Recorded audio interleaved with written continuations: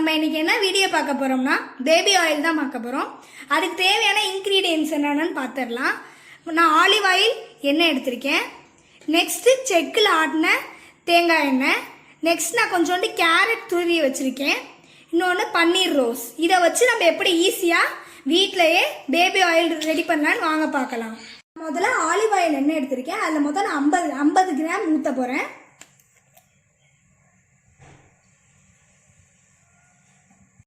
இப்போ தேங்காய் எண்ணெய் எடுத்திருக்கேன். தேங்காய் எண்ணெய் அதே மாதிரி 50 கிராம் ஊற்றிக்கிறேன். நெக்ஸ்ட் எண்ணெய் காஞ்சோன்னு நம்ம கேரட் துருவி வச்சிருந்தோம்ல அதை போட்டுக்கலாம். அதோட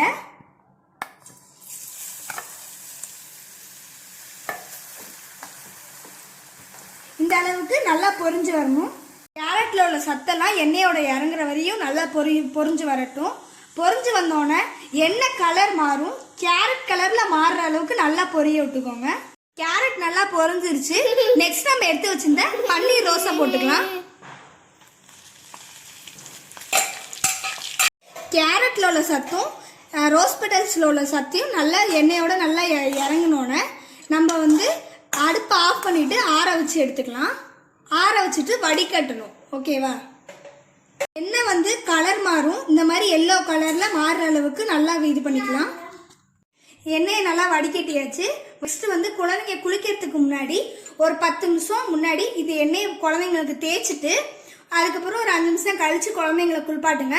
இந்த ரிசல்ட் ஒரு வாரத்திலே தெரிஞ்சிடும். குழந்தைங்க நல்லா கலர் கொடுக்கும். உங்களுக்கு இந்த வீடியோ பிடிச்சிருந்துச்சுன்னா லைக் பண்ணுங்க, ஷேர் பண்ணுங்க, சப்ஸ்கிரைப் பண்ணுங்க. மறந்துடாம அந்த பெல் பட்டனை கிளிக் பண்ணிட்டு போயிருங்க.